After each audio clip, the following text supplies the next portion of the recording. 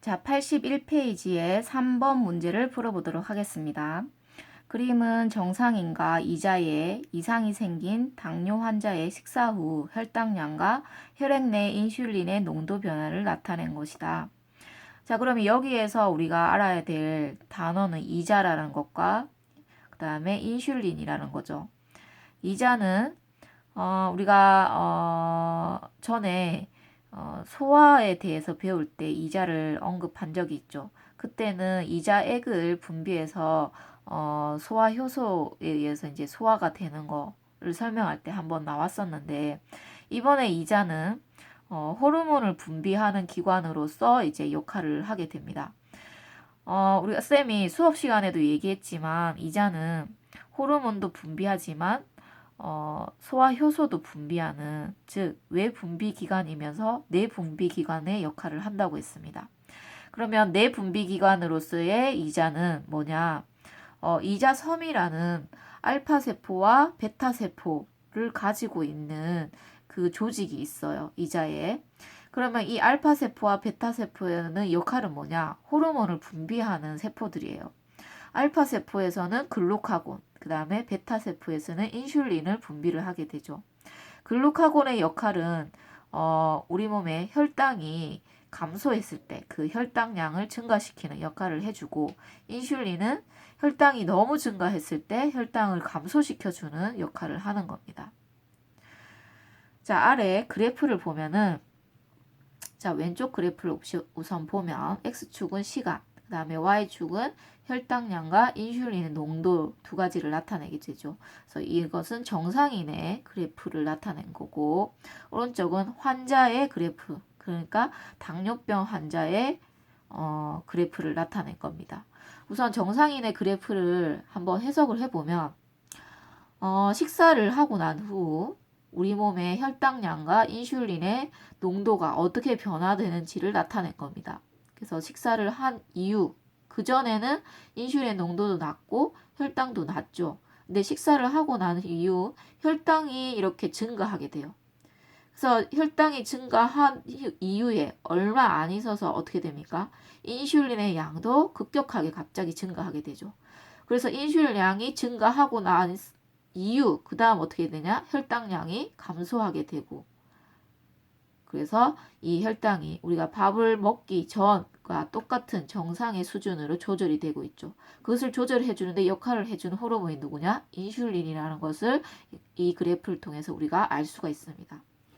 오른쪽은 환자, 그러니까 당뇨병 환자를 얘기를 합니다. 이 사람은 지금 보면은 식사를 한 후에 혈당이 증가했어요.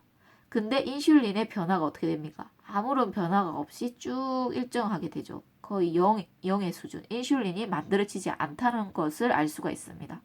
그래서 혈당이 빠르게 조절되지 않고, 아까 정상인 같은 경우는 2시간 이내에 혈당이 조절이 돼서 정상으로 돌아왔지만, 이 환자의 같은 경우에는 2시간, 4시간이 지나서 6시간을 향해 가도 거의 6시간쯤 돼서야 정상으로 돌아오는 것을 볼 수가 있습니다. 즉 인슐린이 제대로 만들어지지 않기 때문에 혈당이 제대로 조절되지 않는다는 것을 알 수가 있죠. 그래서 우리가 당뇨병 환자들의 문제는 뭐냐? 인슐린을 만들어내는 이 유전자 자체에 문제가 있어서 인슐린을 제대로 못 만들어내기 때문에 혈당 조절이 안 돼서 당수의 수치가 너무너무 높아지면서 이 오줌을 통해서 당이 배출되는 것을 우리가 당뇨병 환자라고 얘기를 합니다. 자, 이에 대한 설명으로 옳은 것을 보기 위해서 모든 거 옳은 것은 기억. 이 환자는 이자에 베타세포에 이상이 있다. 아까 인슐린을 생성 못한다고 했었잖아요. 그쵸? 그래서 인슐린을 만들어내는 이자의 세포는 쌤이 베타세포라고 얘기했습니다. 그래서 베타세포에 이상이 있다. 맞습니다. 그쵸? 그 다음에 니은 정상인의 경우 인슐린의 분비는 피드백에 의해서 조절이 된다. 피드백이라는 것은 우리가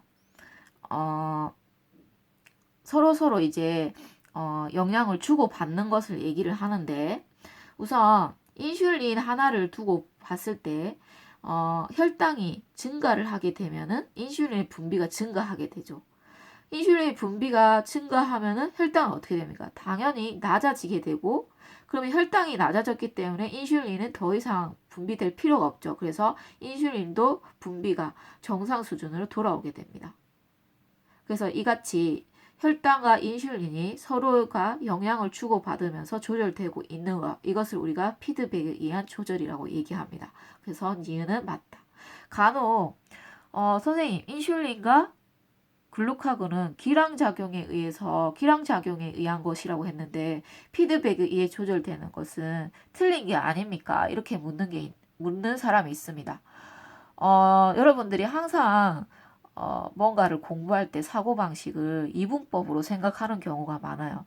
그러니까 기량작용을 설명할 때 선생님이 인슐린과 글루카곤을 예를 들었다고 해서 인슐린과 글루카곤은 무조건 기량작용, 그러면 피드백은 아니야, 이렇게 생각을 하는 경우가 있습니다. 아닙니다. 피드백과 기량작용이 서로 대조되는 개념이 아니라는 거죠. 서로 반대되는 개념이 아닙니다. 알겠죠? 기량작용은 기량작용인 거고 피드백은 피드백인 거예요. 그래서 두 개를 연관시켜서 뭔가 관련성 있게 뭔가 생각할 필요가 없다는 거죠. 자, 디귿. 이 환자에게 인슐린을 투여하여 혈당량이 감소할 것이다. 당연하죠. 왜냐하면 이 사람은 지금 인슐린을 제대로 만들어내지 못하기 때문에 인슐린을 우리가 외부에서 투여를 해줘야만 혈당량이 제대로 조절이 될 수가 있습니다. 그래서 디귿은 맞습니다. 우리가 당뇨병 환자를 생각해봐도 그분들은 늘 어떻게 합니까? 아침에 일어나서 혈당 체크하고 만약에 내가 먹는 것을 조절 못했다. 그래서 혈당이 너무 증가했다. 그러면은 인슐린 주사를 맞아야 되죠. 자, 4번. 아이오딘이 들어있는 음식물을 오랫동안 섭취하지 못하면 갑상샘이 요즘에는 샘이라고 한다고 했습니다. 그쵸? 갑상샘이 비대해지는 갑상샘 종에 걸릴 수 있다. 그림은 정상인의 경우 저온 자극에 대응하여 티록신의 분비가 조절되는 과정이다. 여기에서 우리가 문제를 풀기 전에 아이오딘이라는 물질을 알아야 되는데 이 아이오딘은 티록신을 생성할 때 필요한 재료가 된다는 겁니다. 그래서 이 아이오딘은 어디에 많이 있느냐? 우리가 먹는 김이나 다시마, 미역 이런 데에 많이 들어있습니다. 그래서 이런 거를 많이 먹어줘야 아이오딘이 부족하지 않게 되고 그래야 티록신을 잘 생성할 수 있게 되죠. 근데 이 사람이 지금 아이오딘을 제대로 섭취를 하지 못해서 갑상선이 비대해지는 갑상샘 종에 걸렸다고 되어 있습니다. 그러니까 갑상샘 종이라는 것은 말 그대로 갑상선이 엄청나게 커져서 이렇게 목 바깥으로 이렇게 튀어나오는 이런 것을 우리가 갑상선, 그러니까 암처럼 보이는 거죠. 이거를 갑상샘 종이라고 한다. 그럼 이 병은 왜 걸리느냐 하면은 아이오딘이 부족해서 갑상샘에서 티록신을 만들 수가 없단 말이죠. 그러면 우리 몸에서는 어떻게 생각하느냐? 너가 아이오딘이 부족해서 못 만들고 있구나. 내가 기다려줄게. 생길 때까지. 이렇게 안 한다는 거지. 시상아부에서는 계속 뇌하수체 전엽한테 빨리 갑상샘 자극시켜서 티록신 빨리 분비시켜서 물질 대사 좀 촉진시켜 봐. 이렇게 계속 명령을 내리는 거죠. 그러면은 뇌하수체 전염은 오케이 이러면서 자기 몸에서 이제 갑상샘 자극 호르몬을 분비시킵니다. 근데 갑상샘 자극 호르몬이 분비가 돼서 갑상샘을 아무리 자극한들 갑상샘은 아이오딘이 없기 때문에 티록신을 만들 재료가 부족하죠. 그렇기 때문에 만들 수가 없습니다. 하지만 그러한 사정을 뇌하수체 전염은 모른다는 거죠. 그래서 계속 뇌하수체 전염은 우리 몸에서 티록신이 만들어지지 않으니까 물질 대사가 촉진되지 않으니까 갑상샘 자극 호르몬을 더 많이 분비하게 돼서 갑상샘을 더 많이 자극하게 되죠. 그러면은 갑상샘이 너무 많은 자극을 받게 돼서 부어오르는 이런 갑상샘 종이 걸릴 수 있다는 겁니다. 자, 아래 그림은 우리가 1번 문제를 풀 때 봤던 그림이랑 똑같습니다. 티록신이 분비되는 것을 어떻게 조절되는지를 나타내는 그림인데 우선 저온 자극이라는 것은 내 몸이 지금 춥다는 거죠. 그래서 우리 몸은 물질 대사를 촉진시켜서 열을 발생시켜서 몸을 따뜻하게 해야 됩니다. 따라서 시상하부에서는 이 저온 자극을 감지하고 갑상선 자극 호르몬 방출 호르몬인 TRH를 분비시킵니다.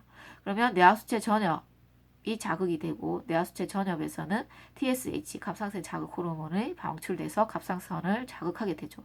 그러면 갑상샘에서는 티록신이 분비가 되고 이 티록신은 우리 몸에 있는 모든 세포에 작용을 해서 세포를 촉진시켜서 열을 발생시켜서 내 몸을 따뜻하게 한다는 거죠. 근데 이 티록신이 너무 과다하게 분비되면 어떻게 한다고? 음성 피드백에 의해서 시상하부를 자극시켜서 TRH의 분비를 억제시키면 TSH의 분비도 억제되게 되겠죠. 위 자료를 참고할 때 갑상샘 종에 걸린 사람에 대한 설명으로 옳은 것을 보기 위해서 모든 고른 것은 기억, 정상인보다 추위를 덜 탄다. 지금 갑상샘 종에 걸린 사람은 티록신을 만들지 못해서 물질 대사를 못합니다. 그렇기 때문에 추위를 덜 타는 게 아니고 더 많이 타게 되겠죠. 그쵸? 왜냐하면 티록신이 만들어지지 않아서 세포호흡이 안 될 테니까. 그러면 열 발생이 안 되겠죠. 니은 조직세포에서 세포호흡이 활발하게 일어난다. 아니죠. 티록신이 안 만들어지니까 조직세포에서는 세포호흡이 일어나지 않게 되겠죠. 이유는 틀렸다. 디귿 정상인보다 뇌하수체에서 분비되는 TSH의 양이 많다. 그쵸?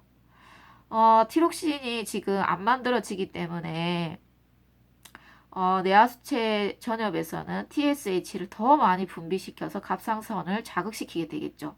그래서 디귿은 맞다. 그래서 답은 디귿.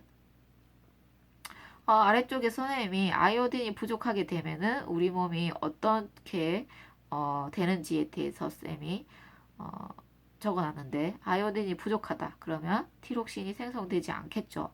그러면 TSH 분비는 더 많이 증가하게 되고 그래서 갑상샘을 너무 많이 자극시켜서 갑상샘 종에 걸리게 된다는 거.